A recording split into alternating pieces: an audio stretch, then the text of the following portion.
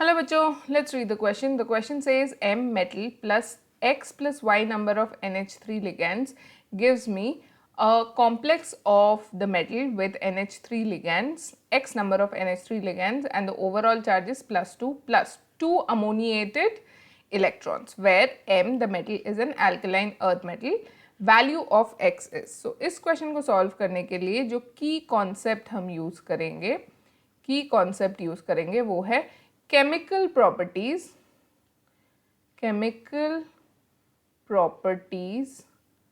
of group 2 elements।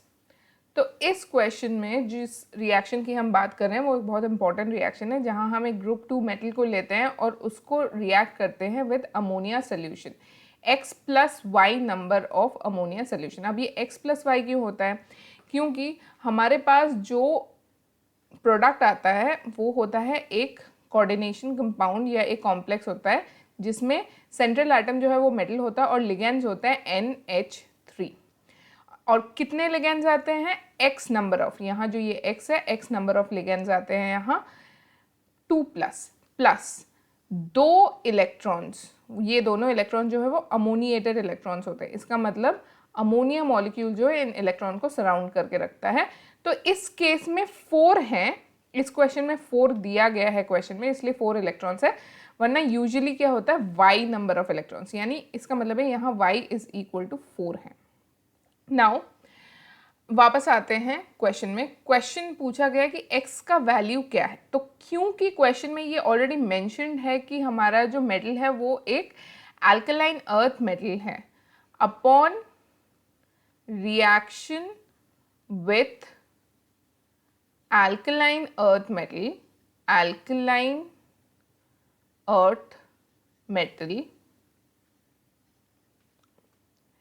ammonia forms an hexa, ये important है, hexa ammoniated complex। इसका मतलब है अगर एक ग्रुप 2 मेटल जो है या अल्कलाइन अर्थ मेटल जो है वो अमोनिया के साथ रिएक्ट करता है तो ये जो कॉम्प्लेक्स बनता है ये कॉम्प्लेक्स होता है हेक्सा अमोनिएटेड कॉम्प्लेक्स। इसका मतलब therefore X is equal to 6। इसका मतलब 6 अमोनिया मॉलिक्यूल जो है वो अटैच होते हैं through dative bond with this particular metal.